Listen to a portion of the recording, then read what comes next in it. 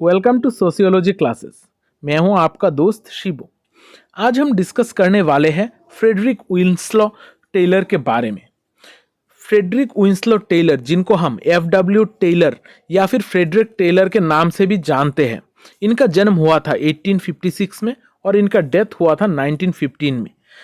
FW Taylor ने एक बहुत ही इंपॉर्टेंट थ्योरी डेवलप की थी, जो है साइंटिफिक मैनेजमेंट थ्योरी। आज के क्लास में बेसिकली हम FW टेलर का जो साइंटिफिक मैनेजमेंट थ्योरी है, इसको डिटेल में डिस्कस करने वाले हैं। FW टेलर एक अमेरिकन मैकेनिकल इंजीनियर थे, जिन्होंने हमारा एडमिनिस्ट्रेशन सेटअप को, मैनेजमेंट सेटअप को बेहतर बनाने के लिए, हमारा ऑर्गेनाइजेशनल एफिशिएंसी को, प्रोडक्टिविटी को बढ़ाने के लिए काम किया था। यहाँ पर उनका जो ये साइंटिफिक मैनेजमेंट थ्योरी है, इसको first coherent theory of administration भी कहा जाता है।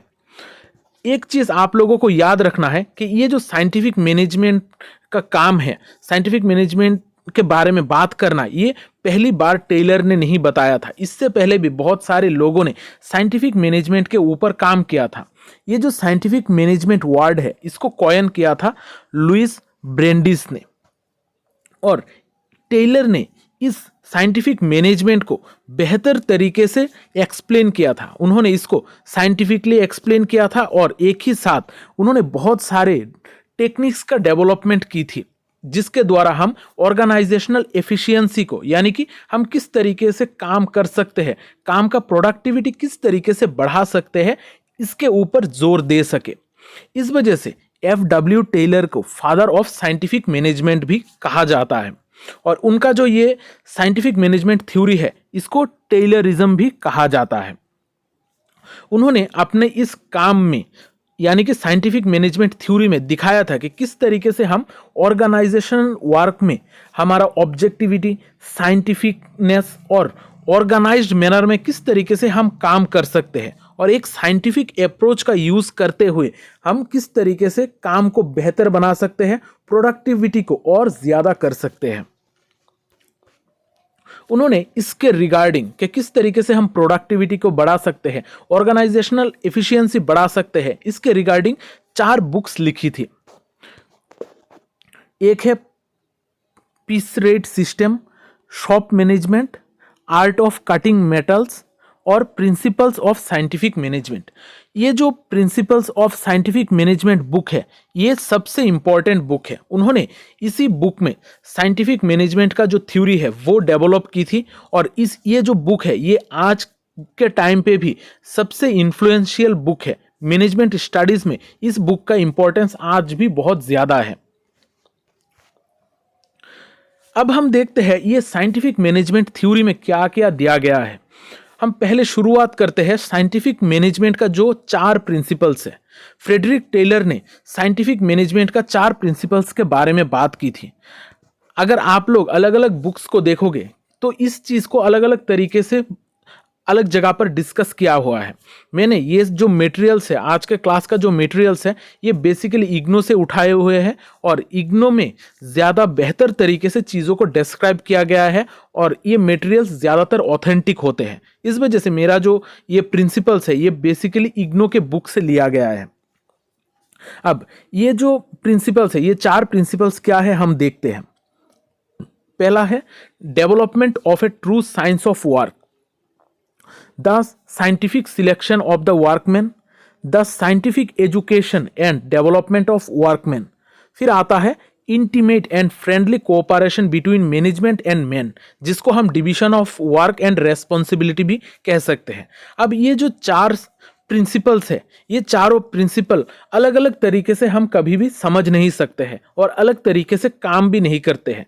हम जब इन चारों को इकट्ठा मिलाते हैं, तभी हमारा साइंटिफिक मैनेजमेंट थ्योरी बनता है।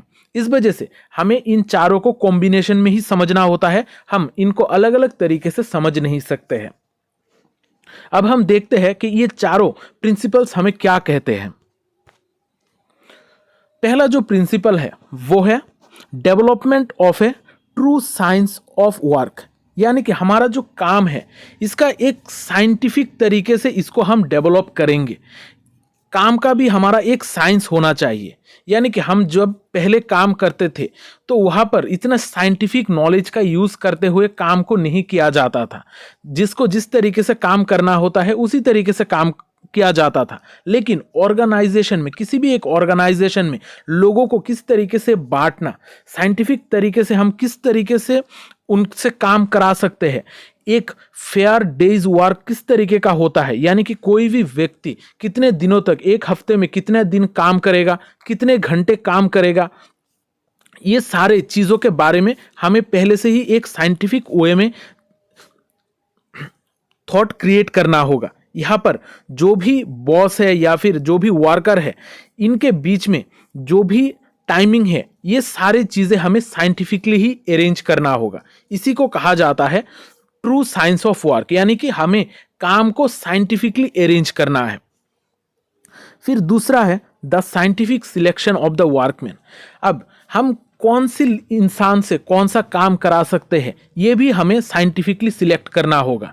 यानी कि अगर कोई व्यक्ति का नॉलेज बेहतर है तो हम उससे जो मिट्टी का काम है वो नहीं करवाएंगे, जो मेहनत का काम है वो नहीं करवाएंगे। इस वजह से हमें पहले देखना होगा, हमें साइंटिफिकली सिलेक्ट करना होगा कि कौन सा काम किसके लिए एप्रोप्रिएट है। जब हम ये बेहतर तरीके से सिलेक्ट कर पाएंगे तब हमारा जो वर्किंग एफिशिएंसी है उसको हम फुल पोटेंशियल में यूज़ कर सकते हैं।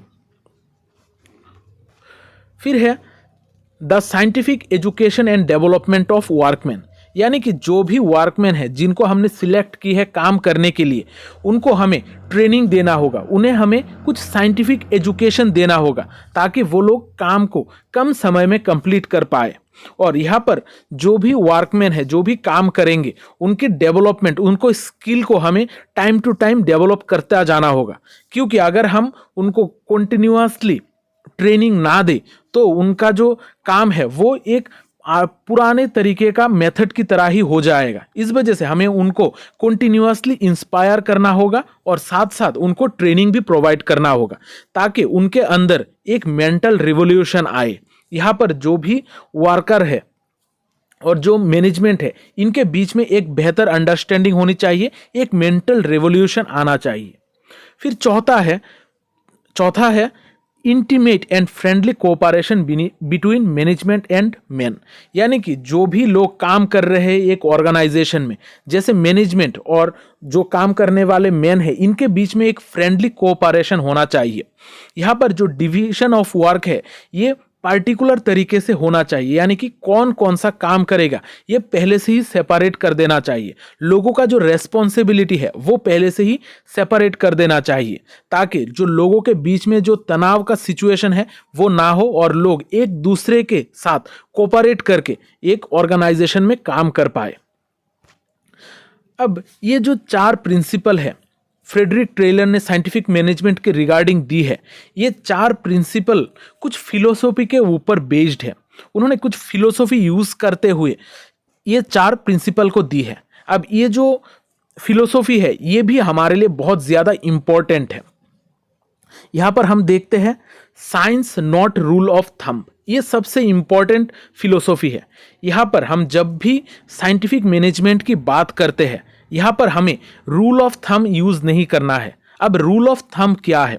जब हम कोई काम करते हैं तो हम सोचते हैं कि हमें इसके थ्योरी के बारे में कोई नॉलेज की ज़रूरत नहीं है, हम काम करते हुए चीज़ों को सीख सकते हैं। इसको कहा जाता है रूल ऑफ थंब।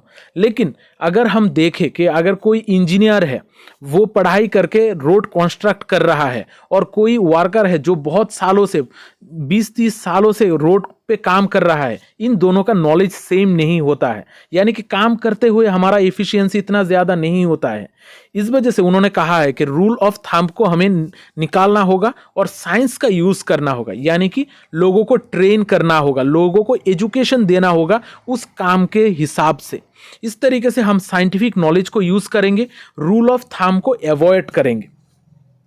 यहाँ पर उन्होंने हार्मोनी की बात की है, यानी कि कोई भी ऑर्गेनाइजेशन में जब लोग काम कर रहे हैं उनके बीच में एक हार्मोनी बनी रही, यहाँ पर कॉन्फ्लिक्ट का सिचुएशन ना हो।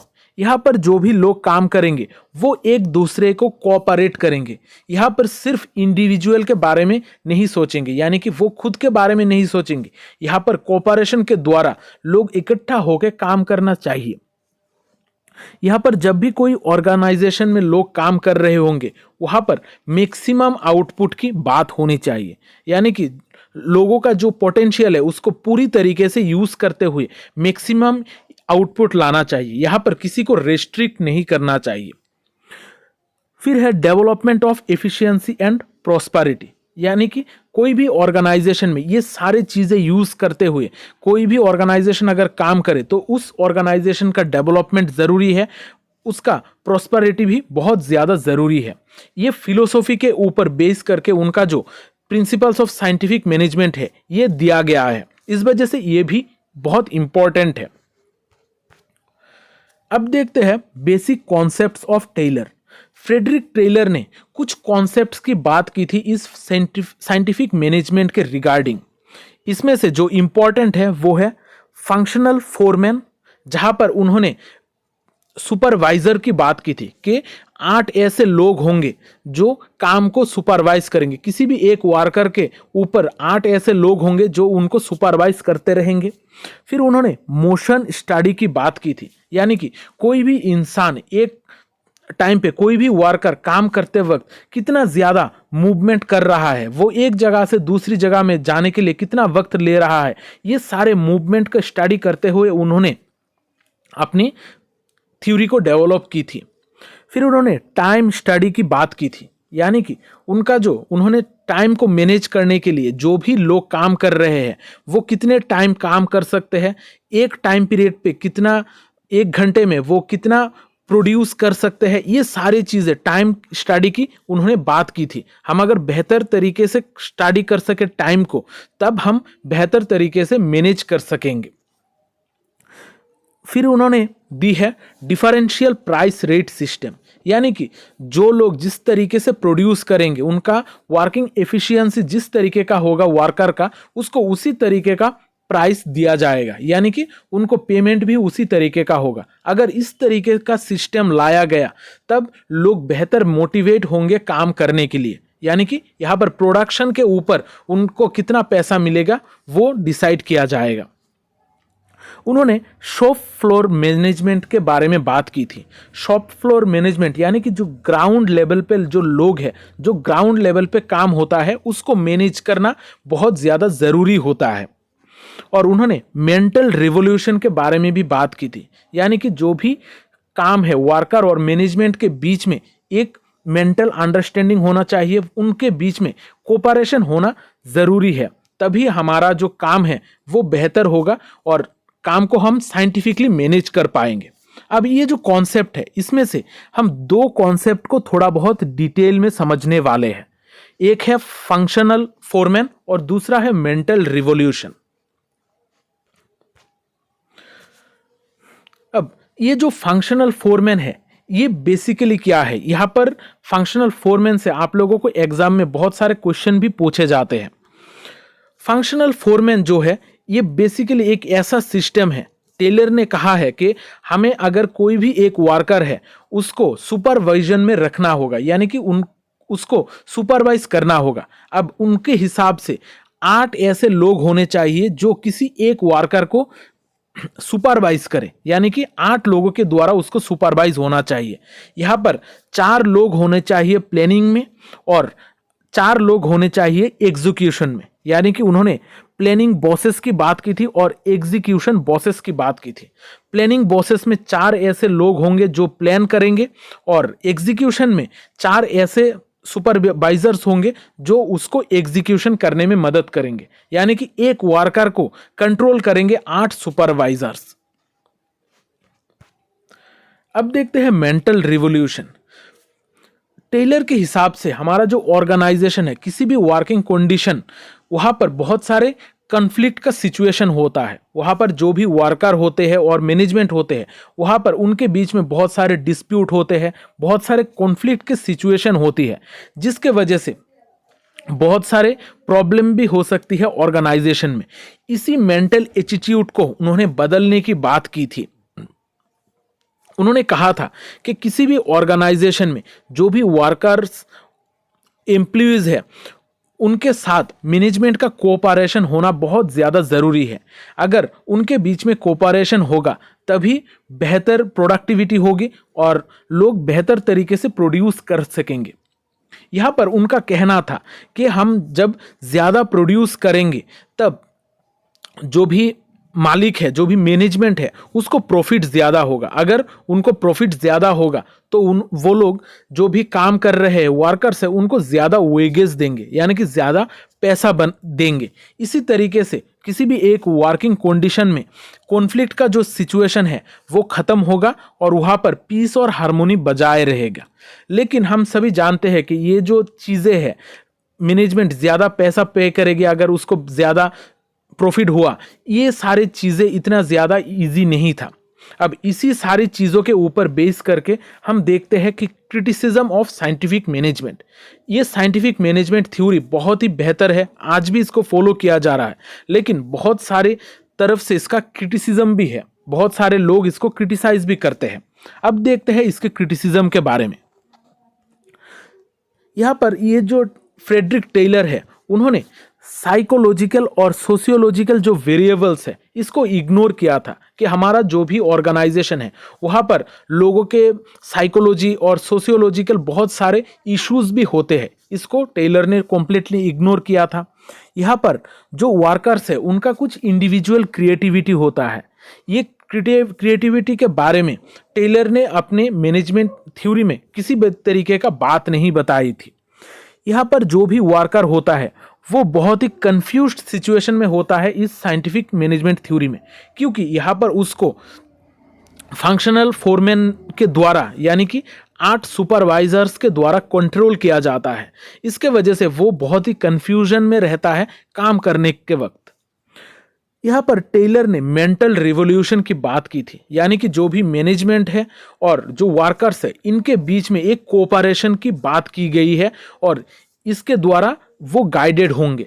लेकिन यहाँ पर बहुत सारे लोग इसको प्रॉब्लम मानते हैं, यानी कि जो भी ट्रेड यूनियंस है खासकर वो इस मेंटल रिवॉल्यूशन का कॉन्सेप्ट को एक थ्रेट की तरह मानते हैं, क्योंकि मैनेजमेंट जो भी होता है वो हमेशा ज़्यादा से ज़्यादा प्रॉफिट कमाना चाहता है और वर्कर का जो वेजेस है यानी कि वर्कर को जो पैसा है वो हमेशा कम ही देता है। इस वजह से अगर मेंटल रिवॉल्यूशन का कॉन्सेप्ट को एक्सेप्ट किया गया तो जो ट्रेड यूनियंस मूवमेंट है ये कम हो जाएंगी और लोगों का जो बार्गेनिंग पावर है वो भी खतरे में आ सकता है।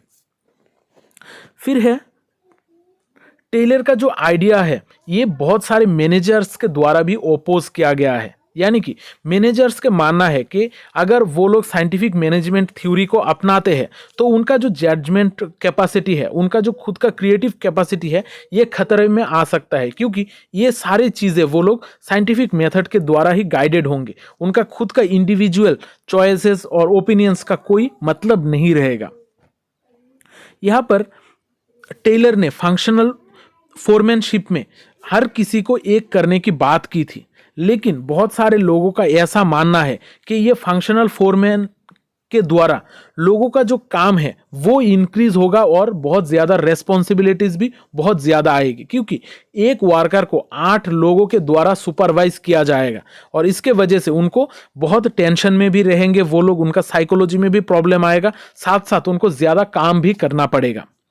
इस तरीके से हम बहुत सारे क्रिटिसिज्म भी देखते हैं साइंटिफिक मैनेजमेंट के, लेकिन फिर भी ये साइंटिफिक मैनेजमेंट थ्योरी आज के टाइम पे भी बहुत एक इन्फ्लुएंशियल थ्योरी है मैनेजमेंट स्टडीज़ में। और साथ साथ हमारे सोशियोलॉजी में भी सोसाइटी में लोग किस तरीके से काम कर रहे हैं, लोगों का थॉट प्रोसेस, उनका वर्किंग कंडीशन, ये सारी चीज़ें समझने के लिए हमें साइंटिफिक मैनेजमेंट थ्योरी को भी बेहतर तरीके से जानना होगा।